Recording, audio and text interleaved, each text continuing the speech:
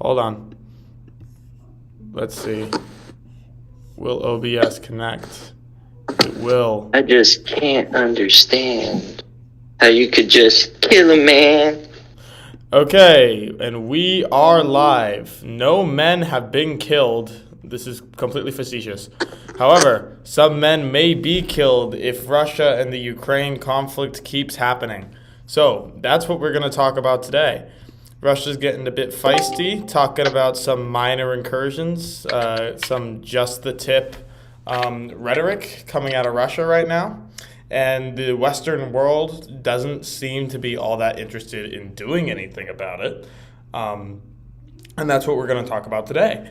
For a little bit of foreign policy today, what the reaction is currently and why, what it should be according to our esteemed panel, and what are the consequences of any given actions? Like, is World War III going to potentially happen? And also just the general status of Russia on the world stage. I've always thought it's a bit of a paper tiger. So we're going to talk about all that stuff today. Hopefully I can pit some war hawks against some isolationists to keep this conversation spicy. I'll see if I can find any. Because, I market this as wanting to understand ideas, while in reality I just kind of want to watch people fight. That's the truth. So that's what we're doing today. And we have a big turnout, which is always super nice. So who was here first? Pangburn was technically here first, but he doesn't talk. He's too good for that. So we're going to go to Lexicon. Lexicon, Russia is threatening to invade the Ukraine, and the West is threatening to do jack shit about it. What do you think? Do you think that's the right response? What would you do if you were in charge, and why? I think that's the incorrect response, because Russia has a history of responding to strength, not weakness, and because it gives other nations that want to take a piece of the pie an idea in their heads that they can do the same thing. I don't really want to see war break out, and this is how they start. Did wars start by avoiding conflict? No, wars start by somebody showing a break in the power vacuum, providing that as an option. Any dissenters in the room? I personally like war. Oh, well, you always have that one guy. No. It's always Andy. Andy is always that one guy. Wish that they'd hurry up with it. I mean, to be fair to Andy, I'm in the same boat as him. I think war is bad on the general scale, not the personal scale. But yeah, it's great. It's a good time. All right, well then I'll just play devil's advocate until we get somebody who actually believes this to play it. Basically, here's the idea. Why should we spend literally any American lives or taxpayer dollars on the Ukraine, who literally nobody cares about? The Ukraine is made up of human beings, just like the USA. Yeah, but we have to value our human beings above human beings of other nations. Otherwise, nations wouldn't need to exist in the first place. Now, if you just want to go full globalist, that's a different argument. It's not hurting anyone in America. Ukraine is a fantastic position for America and the idea of the West to put pressure on Russia, since they border each other. And on top of that, Ukraine has a lot of the natural gas and oil resources that Europe has become reliant on. The last few wars that America has engaged in are specifically to get a pipeline from Saudi Arabia to Europe so that they can reduce the incoming pressure from Russia to use Russian natural gas. And if Russia takes Ukraine, that's another source they own. Okay, sure. That's exceedingly reasonable. Bojangles, what do you think, mate? On the topic of whether we should go to war or should not. Yes, and also it's kind of a tough question. I mean, it depends on what would the number one, what are Russia's goals? What are they going after? And two, what would hold on, nope, don't grab that. What would the cost be to us, and what would the benefit be to us? The way I see it, standing by and doing nothing and letting Russia chop up Ukraine piece by piece, number one, is going to make NATO to an extent look weak. Sure, Ukraine's not technically part of NATO, but it has been courting NATO, and NATO has been courting it for close to a decade, probably longer than that now. That's not going to bode well for any other potential member states, if they see, hey, we're flirting with NATO, but as soon as Russia steps up to the plate and is like, no, you won't join NATO, NATO backs off and lets them do whatever they want to that respective country. It's not going to really help our case any. I don't think that's a How does it take? precedent Can set. I say one thing? I think Biden should just push all in, arming Ukraine to the teeth, and We have been since Donbass was taken. Putin is not going to invade is calling his bluff. He's And probably not going to invade. he's caught between looking bad either way, and where they're too armed to invade, and you get a loss there, and you get the sanctions. But if you retreat, you would look weak. So the leverage is more. The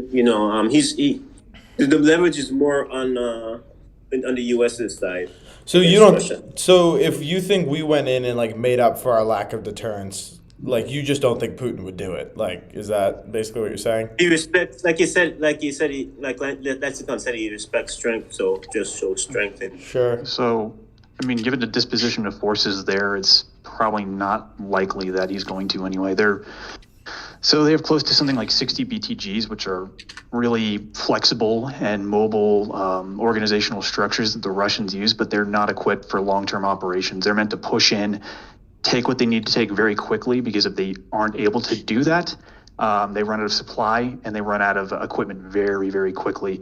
And so unless the Russians are just extremely confident in their ability to push into Ukraine and take and hold what they need, which I don't think they're that dumb. It doesn't seem like they actually intend to invade Ukraine. According to the current understanding based on satellite imagery, Russia has moved 100,000 soldiers to the Ukraine border, Yeah, which 60 honestly BTGs. isn't a ton. And at the same time, America has only listed 800, 500 troops on alert in a nearby country prepped to support, to which Putin said is of great concern. So, no, they're not to go in. They're just to help the Ukrainians and arm them.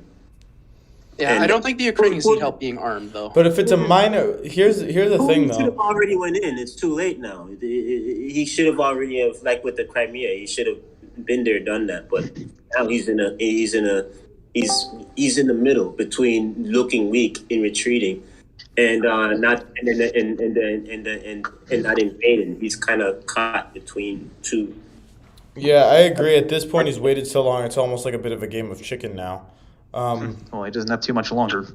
Once the Right. thaw hits, they're gonna have to make their move before the thaw hits. Once the thaw hits, it's gonna make moving through Ukraine essentially fucking unfeasible.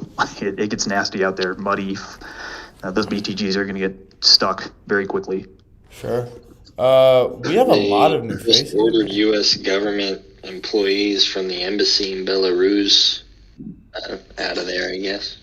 Yeah. Oh, Belarus is kind of a Russian puppet state. It's essentially baby Russia. Even their military is organized around the Russian military proper. They're designed to operate in a support role in tandem with Russian forces. It's pretty weird. Yeah. So that doesn't really bode well then if they're pulling them out. It's interesting. We have a lot of new people. Neurotic. Do you have any thoughts on this? Yeah, like I'm still trying to piece what's going on, because I don't have a full coherent image yet. One thing I haven't heard you guys mention was that Biden's considering bank sanctions, like not allowing Russia to have access to the banks if the attack goes on. Right. But like I'm still trying to get the full image. Yeah, old reliable economic sanctions. Real quick, guys, because we have so many people in the room, it's probably going to be a while we move between people. So in the meantime, go to YouTube and participate in the chat. It helps out the channel in a way you can still participate. I'll be reading. I'll put the link in the announcements in a second here, but just wanted to put that out there. I want to hear from somebody Honenheim? I don't know if we ever had you before. If not, then welcome. Obviously, we're talking about the Ukraine and about Russia kind of trying to make an incursion. I guess something that I thought was very funny is that recently Biden said that if he basically implied that if it was like a minor incursion, it would be fine. And I'm kind of curious for the room's thoughts on that particular statement of like giving like little concessions as opposed to drawing like a hard line. Hey, dude. Sorry, I've been here like 2 years. Okay, sweet. Well, I guess I've never had you on one of my shows. I'm a bit quiet though, so yeah, I understand. I don't know. I don't like Russia being allowed to just go around flex it, but then America does the same. But America's kind of like a friendly giant that just makes silly mistakes. But America's kind of already in a raw war there. They're sending tons of weapons already to Ukraine. So whether Americans go or we give weapons to the Ukrainians and they fight with these massive weapons from America, it's kind of the same, really, unless you value the American life and just want to give the weapons to the Ukrainians constantly until they defeat Russia. I think it's already happening. This proxy war is already going ahead in Ukraine, isn't it? I think. To some extent, but somebody else probably might know that better than me. Yeah, it's been it's going on. already happened. They're already in Ukraine it's We've been already- running since the Donbass invasion, so yeah, it's been going on for a while now. Okay. I think we need to definitely need to not let Russia take any more. I think they're looking at a map yesterday of the territory of Russia around when Putin started, because this is Putin and him and his gang, really. They want Russia back to where it was, say, 1960s, 70s. So there's Ukraine. They want control of the Black Sea. I think there's more countries coming after Ukraine if they get Ukraine, and they're definitely after Ukraine. They want Russia back, I think. Right. This is just the That was start. kind of a question is like, why would, like, I mean, like Putin's never really been afraid of the international community because the international community like doesn't really do much. But like, it is kind of interesting to explore like why he would like take something that is a kind of a risk like this. And I feel like you just kind of answered that question. Funny guy. Excuse me? Putin is a funny guy. That's my take. Yeah, he's just memeing. He's just trying to like troll the Western world right now. He's the classic example of a villain with a sense of humor. He's a Sigma male. The grind set, steal Ukraine. Steal Ukraine. Yeah. God. Okay. Yeah, there was something that was said that basically if we go full defense, that they won't go in. Here's my question. What happens if we go full deterrence and he still does it? What do you guys think happens in that unlikely future? I want to hear from somebody new. So the omniscient, maybe. Going They once? should know. Yeah, I know, right? He should know the answer to this. Going twice? Sold, but not to you. Apparently wasn't omniscient to being called on. How about Doolittle then? Oh, no, he's back. There we go. Okay, go ahead, mate. Maybe? Bro, I'm Omniscient? trying to find something. I'm not listening that much. All right, Doolittle it is I then. don't. We can't hear you, mate. Joe, you can't hear me? Okay, there, you're back. Okay. Yeah, I don't. I mean, it's a weird hypothetical. I don't think we're going to defend Ukraine. Oh. I don't. Yeah, I mean, they're not an American ally. They happen to be on the eastern border of Europe, but really, you know, Putin has a lot more national interest in maintaining stability in that region than we do. Ukraine's proven since the fall of the Soviet Union to be a corrupt, ineffective state. So, it might even be in Europe's best interest to let Russia have it. That's harsh. I don't see us putting American troops on the ground and fighting Russia. That's just insane. So, I mean, it's an interesting. Biden said he's not going to do that. No, I don't think he's Biden going to said do it he's not either. going to do that. They're just going to arm. They're just going to arm them to the teeth. Is all.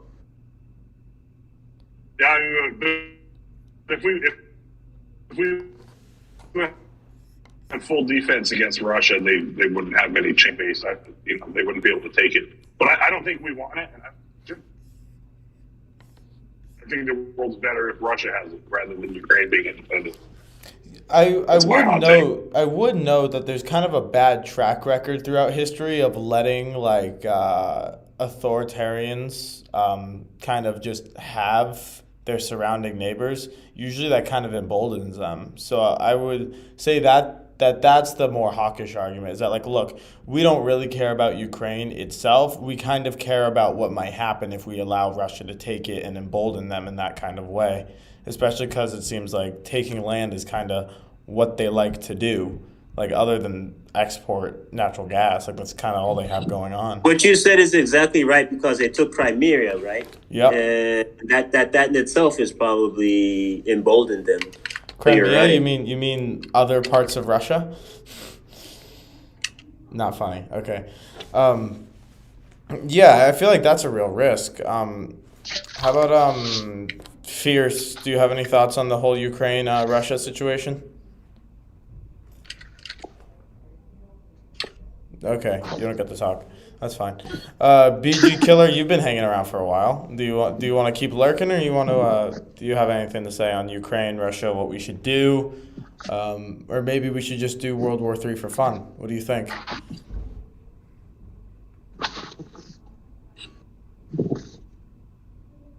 BG? Don't really have anything to add, but I would say let's not do World War III. Let's not do World War III. That's a good policy. Okay, we got something in the YouTube live chat. Andrew Rovier says that his foreign policy would be play nice or face charges from the international court. No war, no bullying small countries. Humanity shall be on the same side. So this kind of introduces the idea of like a unified international front that's actually like effective, which kind of makes me laugh. I mean, I feel like it should make most people laugh. So this kind of raises another question. Why is this even a U.S. foreign policy issue? Why is NATO not handling this? Like, it's on their side of the globe. In case you didn't know, John, by the way, I am Andrew Rovier. Okay, cool. Yeah, so Ukraine is not in NATO, right? Not everyone knows. Am I wrong about that, or is it a fact? No, it's not a NATO. Ukraine is never. Ukraine's been supporting NATO for about a decade, and NATO is doing some stuff to help. Like That's what this whole fight is all about, is Ukraine cozying up to NATO. So. Ostensibly. Part of the NATO agreement when it was first formed was that it wouldn't pressure nations around Russia. They would leave like a zone between Europe and Russia, a neutral area of neutral countries. And it's kind of going back on the deal they made with Russia when the Soviet Union fell apart. Well, Russia's kind of cozying up to Ukraine. Well, Russia's kind of going back on it because they're actually trying to like take it. Wouldn't that destroy the buffer area too? True enough, that's true, but they weren't first in this regard. All right, well then I feel like we're getting like a Russia sympathizer here. Yeah, but I mean, if Ukraine is saying, "Hey, I would like to join NATO," that kind of seems like it's their prerogative. They're an independent country. They're not part and parcel of Russia. Should independent nations not be able to ally with who they want, or should they be held to some arbitrary treaty with a country that doesn't exist anymore? I mean, yeah. It was an agreement made with the Soviet Union. The Soviet Union dissolved. It doesn't exist.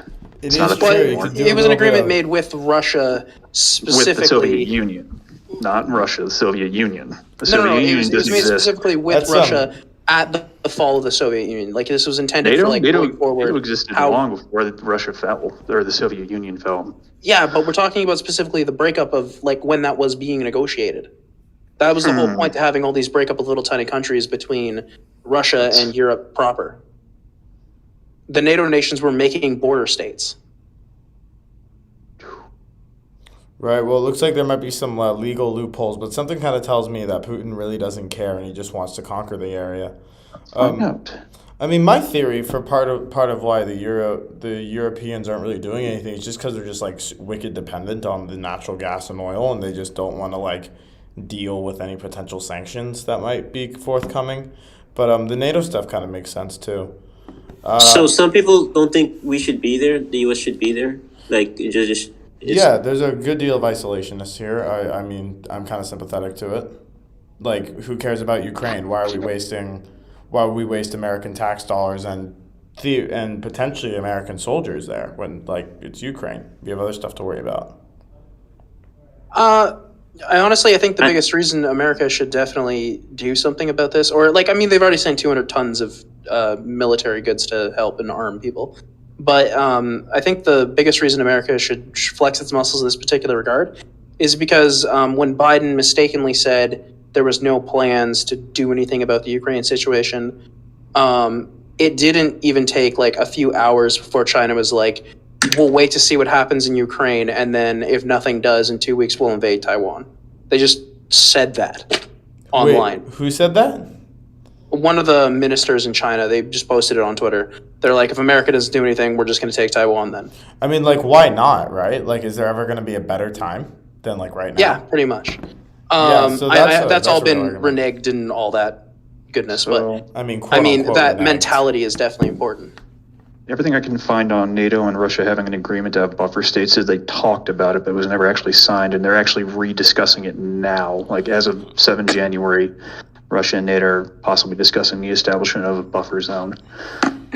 So it doesn't seem like that's an illegal thing that is being done, NATO courting the Ukraine, but I'm sure we'll see in the future. Honestly, buffer zones would probably be the most pragmatic route to go.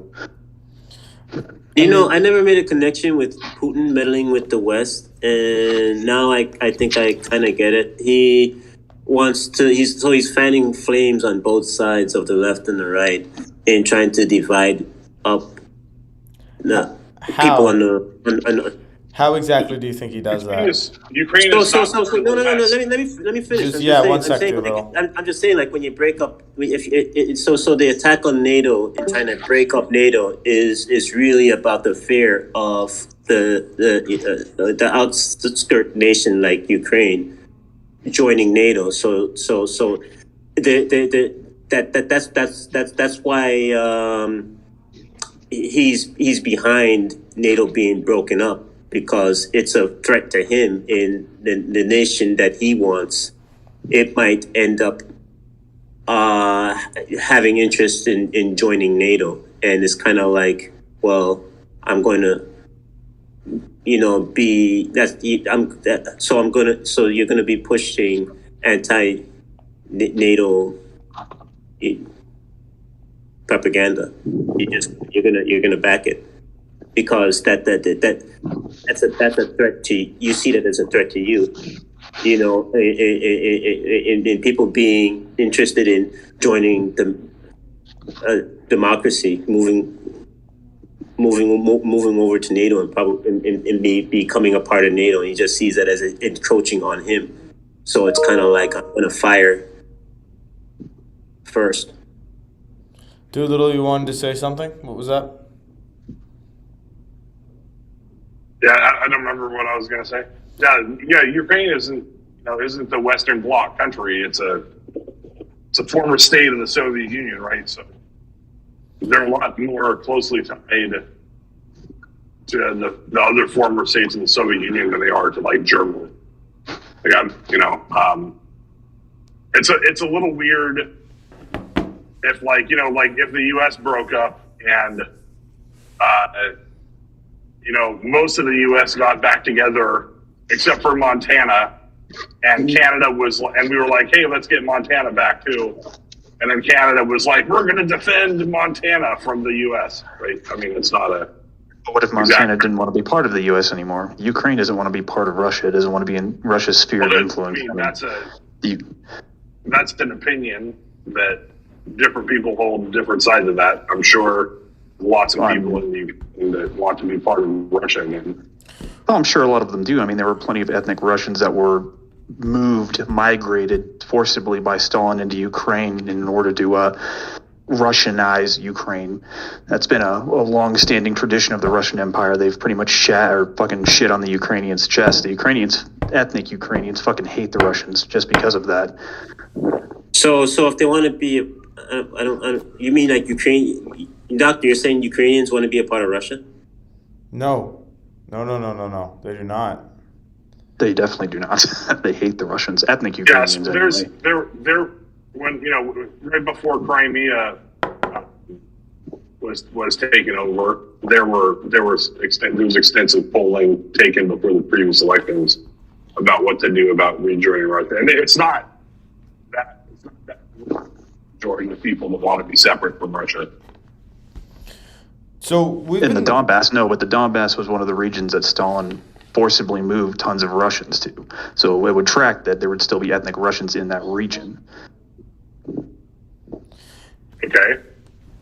So you don't have to. I mean, being ethnically Russian doesn't mean you're sympathetic to being under Russian rule. Those are different things. Forcibly, is that what you're trying to say? No. The point I'm making is of course, the ethnic Russians who have had family ties in that region since Stalin moved them there would probably still want to be part of Russia. That tracks, but that doesn't speak to the opinion of ethnic Ukrainians in central Ukraine who do not want to be part of Russia. And it's a good portion. It's not a minute portion of the population that is opposing this. Those people should fight. They are fighting. They are fighting. There are nations that used to be under the power of the country. They have good relations. It doesn't necessarily mean they want to be under them. Like it's like the Caribbean doesn't want to be under Britain. They want to be an independent nation. And, Britain don't see it as under them anymore. They're independent. We've been talking a lot about this kind of as a practical, foreign policy thing. I'm kind of interested, on the morality of it, and if we want to get to more philosophical side of things. Do you guys think that America or any other country has a moral duty to come to Ukraine's defense? Or do you think it's kind of just let the trolley hit them, it's going that direction anyway? I'm kind of curious for thoughts on that, because I don't know. I feel like most of foreign policy has kind of taken the moral side out of it. And I'm just kind of curious what you guys think. We're going to start with someone we haven't heard from before, Puffy Blake. Also not recognizing you, so love to have you here, man. If you want to give me your take on the whole Ukraine situation, the morality of it, in terms of whether or not we should, the West should help, please let me know what you're thinking.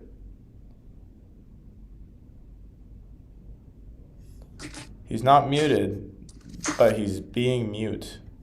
All right, forfeit. Uncle Rob, how about you, mate?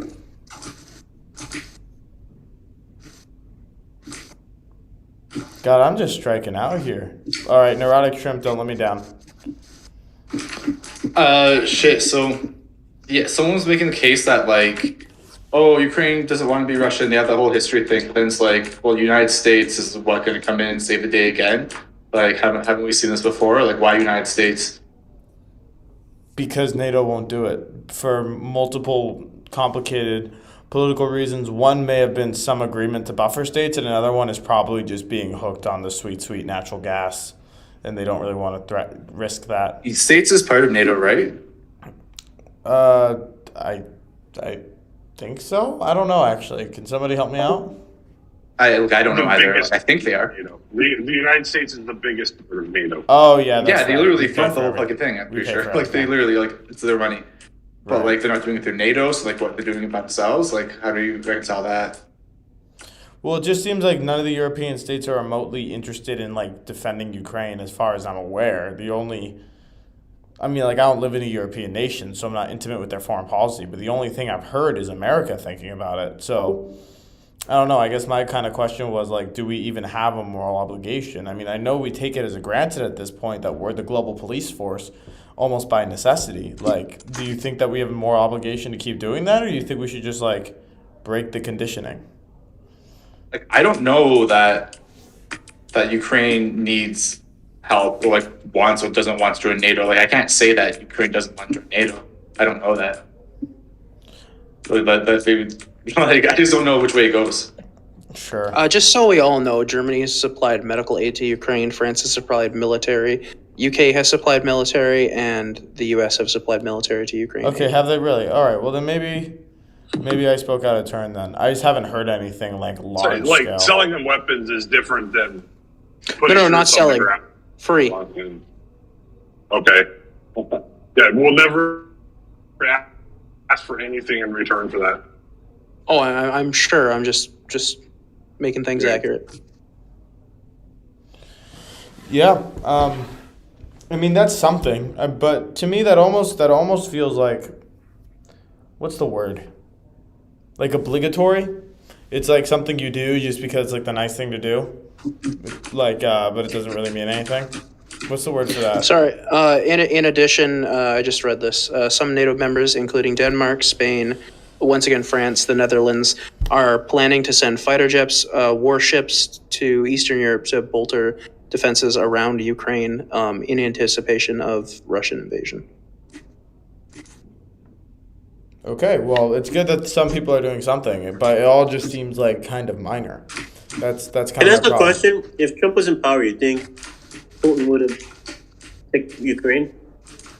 I feel like Donald Trump is the type of guy, like, I don't know. He would either go full isolationist and say, I don't really care, or he'd go all out and just, like, put a whole bunch of dudes there and say, like, Donald screw Trump off. was like, fuck NATO. He was like the money would be worth it if like they did something. So that's what he said. I mean, that's generally true. NATO is like we just fund NATO. Like that's kind of how it works. Like the U.S. essentially is NATO. It's like that meme. It's like this team at 100% power, and then it's like this team at 99% power, and it's just one guy. I don't know if anyone's seen that, but yeah, that's kind of what it's like. So I don't know what Trump would do. Honestly, that's a good question. So though. Putin's goal of clashing with the West, ultimately, the ultimate move was to go after Ukraine, and at the end of the day, it didn't. He didn't succeed. The West moved a lot of weapons in, and so he's now he didn't move in, and he's kind of like stuck along the border, and he's caught between retreating, looking bad, or having to go in and have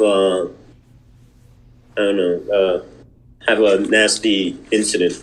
Well, Biden said if it was like a minor incursion, like they wouldn't do anything. Like I having a couple days ago, it's kind of stuck in my head. Like he basically conceded like a little bit of Ukraine to Russia, which I thought was interesting. Do you think they'll like take him up on that because he said it, or do you guys think that matters at all, or it's just kind of a throwaway line? His staff immediately said that wasn't the case and that he was mistaken about what he was thinking. Oh. Out of curiosity, though, does anyone think a lot. Ukraine couldn't possibly defend itself? Like, smaller nations have defeated Russia in the past, like Finland. No, the war started in the winter. There's no fucking chance. Mm. You can't beat Russia in the winter. It's undefeated. Finland did. Who? Finland ruined them. Well, that's because they went to Finland. Winter? Yeah. Yeah, they had some They don't have they won't stand a chance. They had snipers, dude. Finland was crazy. Finland's a scary, scary place. I mean, sometimes when, like, Afghanistan defeated Russia. No.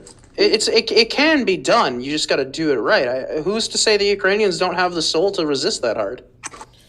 They might. I'd love to see that. But with American that'd be backing, great. Afghanistan did that. Say again? I think the American backing came later, but I think you might be right. But yeah, no, I'd love to see that if Ukraine was able to repel it. That'd be great. Somebody brought up something interesting, though, like about Taiwan, and I feel like we can move the conversation there. Do you think the situation would be the same with Taiwan? Like, if China encroached on Taiwan, do you think it's like a similar situation, or do you think Taiwan's like a bit more important? I think America threatens nukes if they actually land people on Taiwan.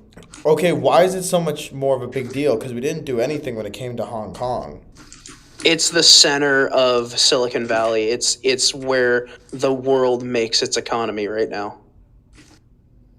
Yeah. I don't know, man, though. Like, if recent history is anything to go off, we're not really interest interested in Taiwan than we do in Russia. Or Hong Kong, right? I think the sacking and taking of Taiwan in like the political sphere would be as bad as the bombing of Pearl Harbor. Whoa. At least. That's a big statement. And the reason I say that is because there are, I think I can even safely say $1 trillion worth of investment into Taiwan by American business moguls. Right. Private army time. Amazon just sends out like 100,000 men. Just Samsung just recently dropped a couple $2 billion to build a chip factory in America in anticipation for the potential of Taiwan and their factory there getting destroyed. The first part's good. That's great. We need more chip factories here because they're all overseas, and chips are really important for everything. So it's good some are being built domestically. Easy. Yeah, so I don't think Google lets China invade Taiwan. I mean, if it happens, I think Google destroys China just with search engine influence. How? Okay, explain that to me. How does that work? How does search engine influence work? Yeah, how is search engine influence They destroy control a country? everything that all the people in China see. Okay, and walk me down how that would destroy China. So, you go to search for anything and they can decide whether you see something good or bad about it. Does China use Google? Yeah, I thought China Google created their search engine. I have a pretty good sneaking suspicion that they have backdoor capabilities. I'm sure they built that for them. So fake news is strong. If Google doesn't want China to take Taiwan, I don't think China takes Taiwan. Or not, they wouldn't. It's a suicide if they did it. Yeah, that would be interesting. But it's really hard for me to believe that we just kind of concede these things. We did it with Hong Kong, we did it with Crimea, and we're gonna do it with Ukraine. It just kind of seems hard to me that we just concede everything they want and then nothing more happens. I don't really see a world in which Putin or Russia doesn't really ever stop wanting to conquer stuff, and eventually they're gonna get to something we care about. But at that point, it's gonna be a lot more high cost, right?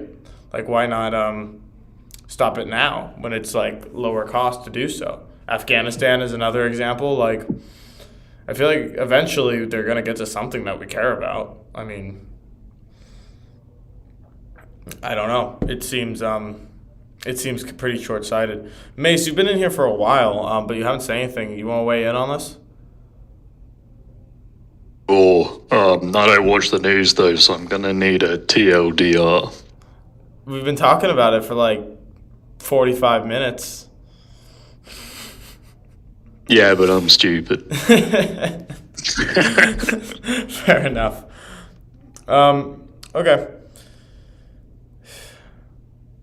Here's another angle, actually, I just kind of thought of. And if you guys have ideas, please shout them out. But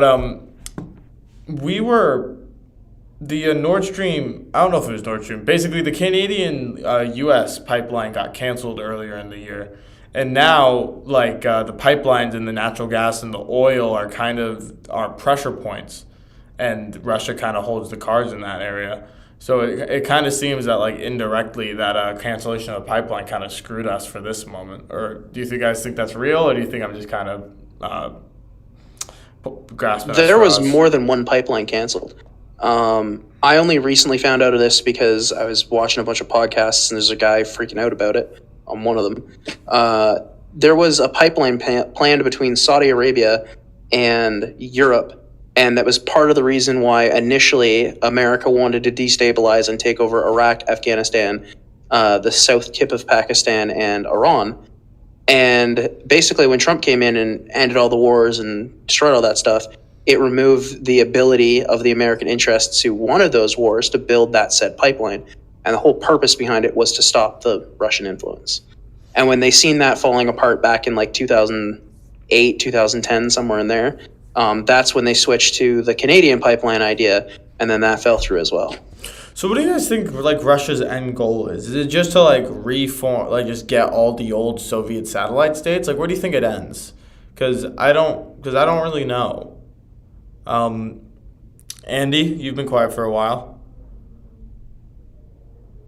Fierce? Oh, no, there you are. Sorry, what was the question? What's Russia's end game here? Because they've been conquering countries like mad, and I'm just kind of wondering is their goal just to do the Soviet Union Part 2, get all the satellite states back, or maybe go further? What do you think their end game is? I don't know if they'd go that far, but it does seem like they just want as much resources as they can get away with, sort of strong arming from the surrounding areas. So it's potentially a little bit short-sighted, maybe.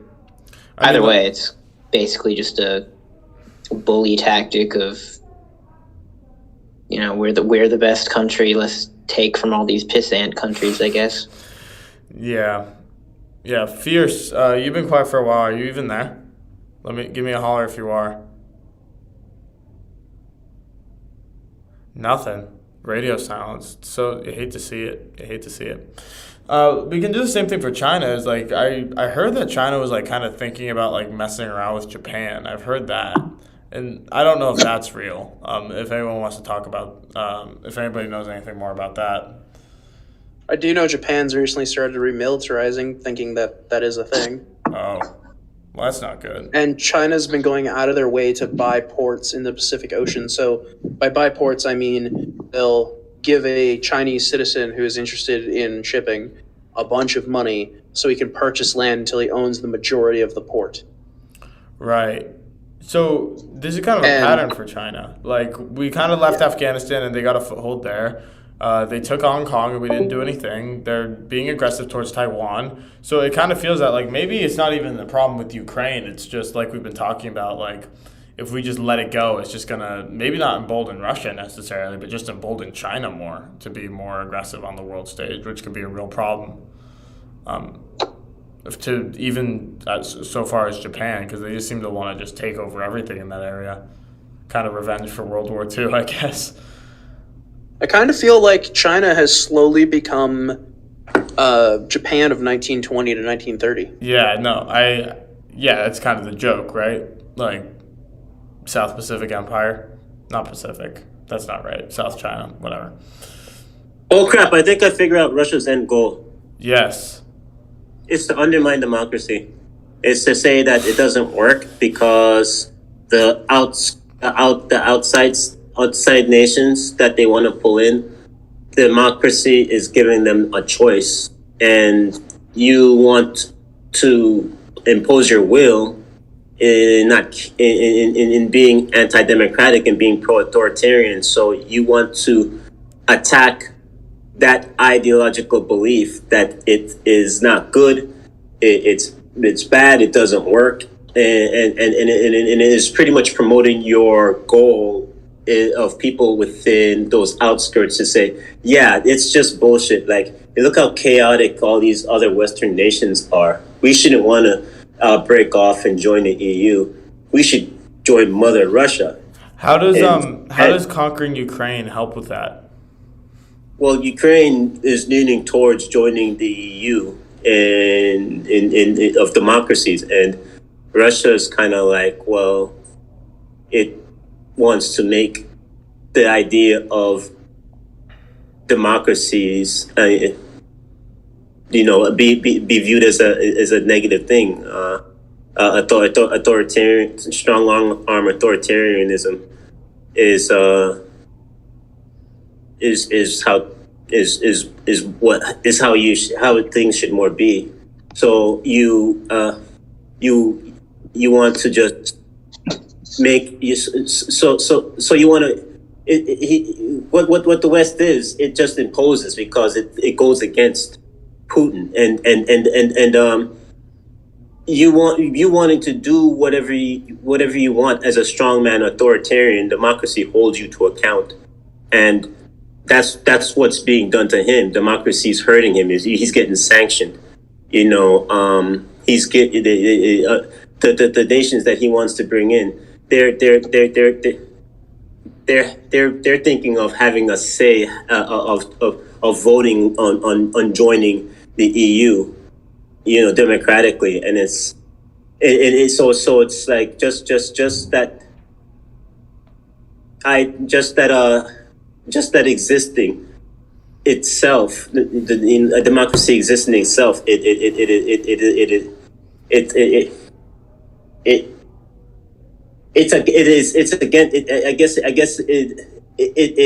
anti him. It's an attack on him. Its presence. Just presence of democracy. Well, Nivik, I like that theory, but honestly, I've been told by very reliable sources that Russia's end goal is to have Donald Trump as the president, and that's really the whole aim. So I'm kind of wondering how this. Huh?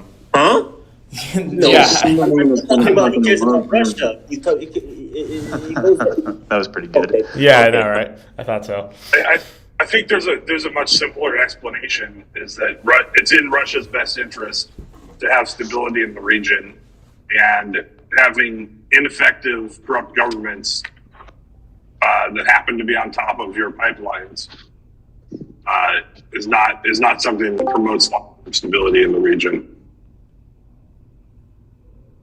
Right, but Can we talk about how Trump, Russia, whole fucking yeah, how that was just fake news? How there was nothing there, it's fake nothing news. of substance there.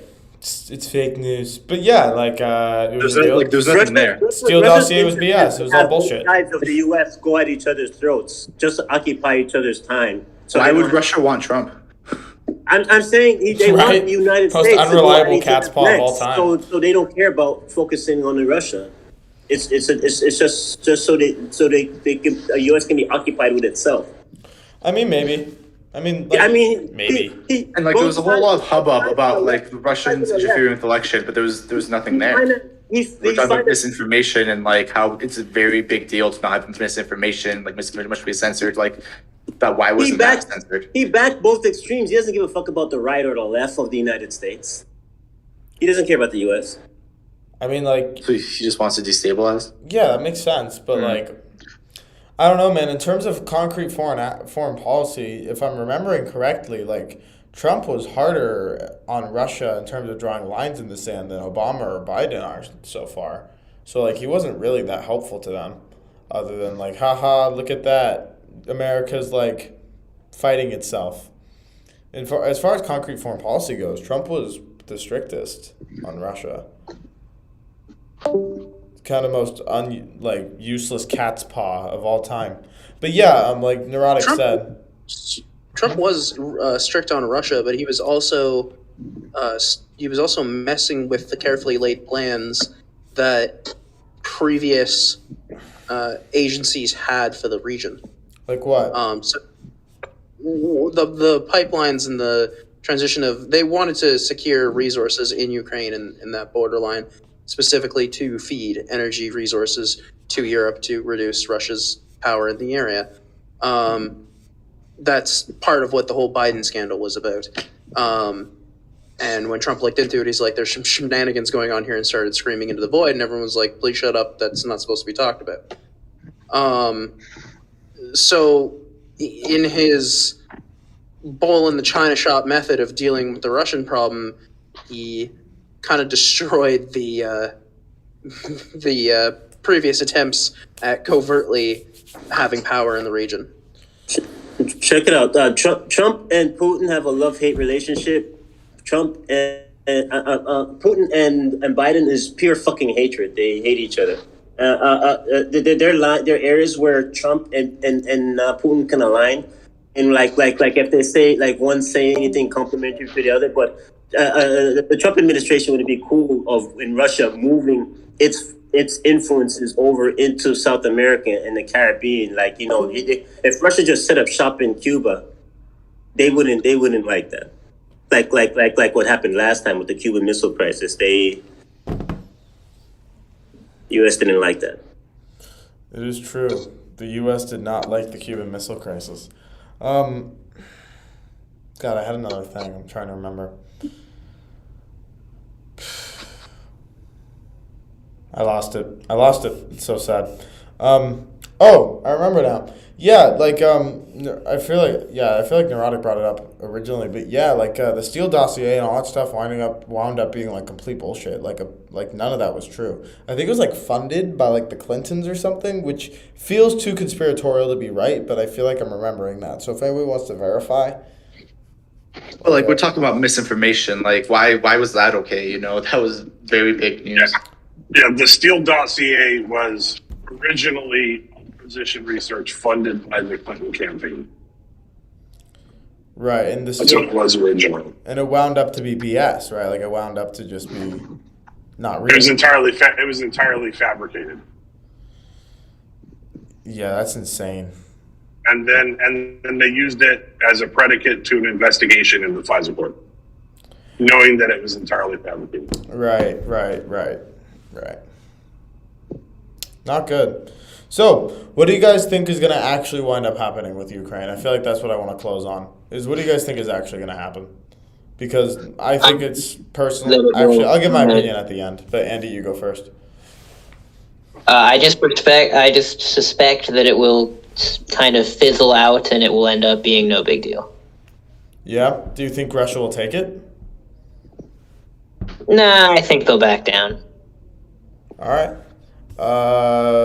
BG Killer, if you want, floor is yours. If you don't, that's fine. Bojangles, where are you? You agree with Andy, or you think Russia might just take it? I don't know. It's a tough one. I see either, in my limited view, I see one of two things happening. Either Andy's right and it's going to fizzle out and be nothing, or given the forces arrayed currently, it's going to be a limited push into Ukraine. I don't know. I would guess the Dnieper River, maybe. I don't really have any way to back that up. It's just river crossings are incredibly tough, and the Dnieper River is fucking huge. So my guess is if they do push, it'll be up to that point. I don't see them taking the entirety of Ukraine. That's a huge area, and that is a lot of people who are armed and pissed off that you were there. It's not very easy to take that when they're fighting against you the entire way. Right. Doolittle. Hopefully the first one. Doolittle. So minor incursion, just the tip, says Bojangles. Just the tip. I mean, I think it starts off with just a tip, and I don't think the Ukrainian government is strong enough to stand up for all that long. So, I mean, it's just a matter of time, whether that's 2 weeks or 2 years or 2 decades. Like no one can tell.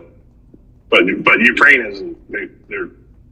They're not really capable of functioning by themselves in the world. So, yeah, it's just a matter of time. Yeah, Hohenheim? Is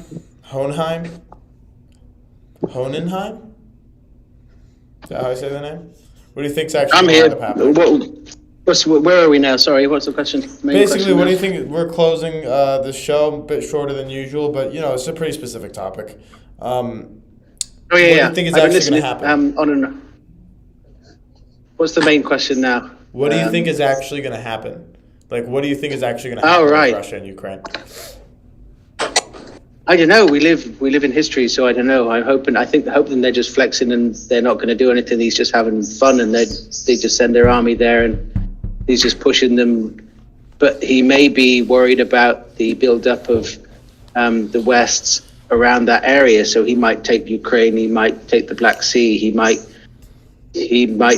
think that the Western increase of power in that area is threatening Russia, or he might be making that up so he can take that out of the picture, because where the West is planning all sorts of stuff around the Black Sea and all these countries to protect against Russia. So he maybe doesn't want that to happen. So it might be a full out take Ukraine, then next country, and Russia's back.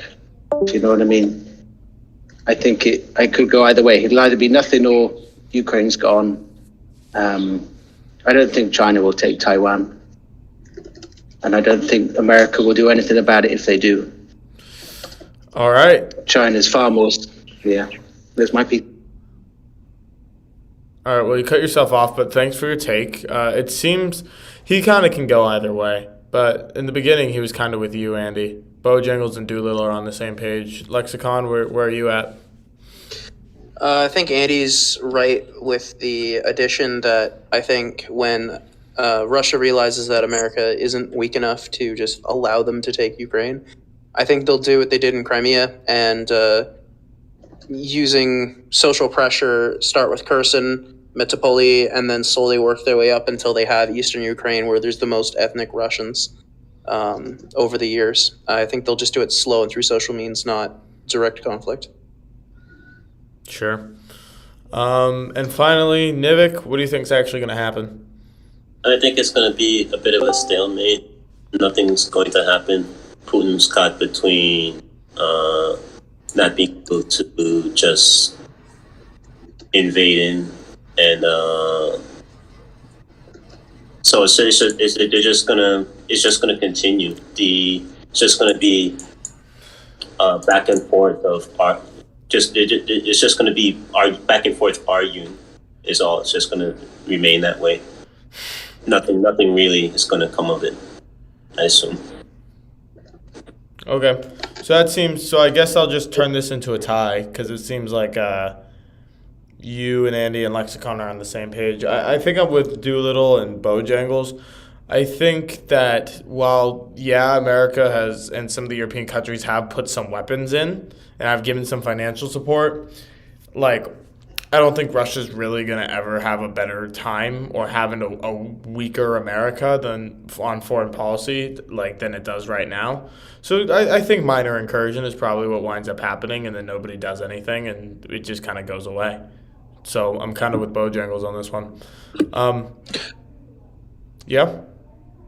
I'd like to actually change what I said. If Trump gets elected after Biden, there'll be a weaker America on foreign policy for this particular issue. Not because anything Russia-Trump related, but just because Trump's an isolationist and doesn't think America should get involved in foreign politics like this. Yeah, probably true. Do you know what's really fucking funny? Like, just on a completely off topic. The Dems are kind of pushing Hillary. We could get a Hillary-Trump part 2 in 2024, which would just be the funniest thing of all time. Just to quote epic rap battles of history, America almost elected a socialist Jew.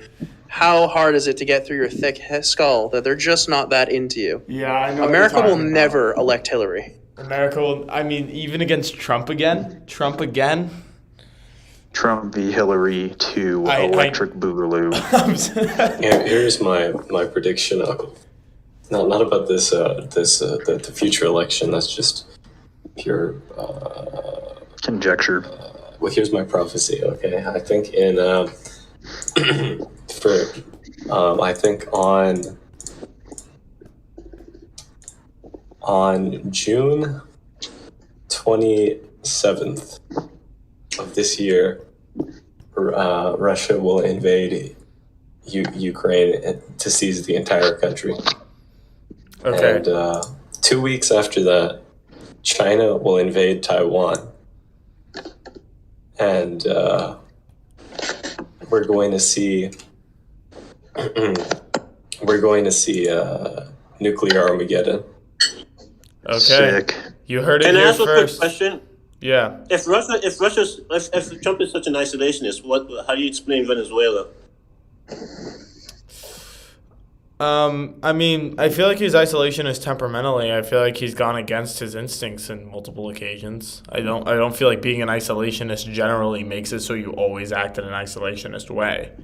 That would be my answer. But I don't really know. I'm not intimate with Venezuela. But yeah, I don't want to call it the deep state because that brings a whole bunch of extra connotations with it.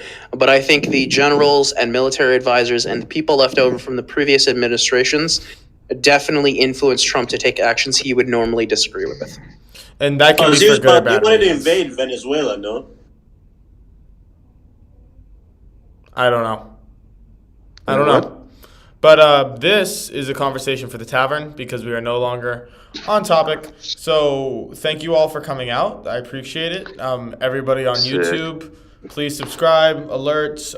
This is one of the few channels that supports free and fair conversation from a mostly non-political partisan angle. We could use a lot more of that. And also join the Discord if you want to drop into conversations like these. Link is in the description. Again, thank you all for coming out. Please continue the conversation in the TAV. Bit of a shorter one again. Just it's kind of a isolated topic. Next week I'll try to find something a bit more broad that we can sink our teeth into. So thank you all for coming out. It's great. Have a good one. Peace.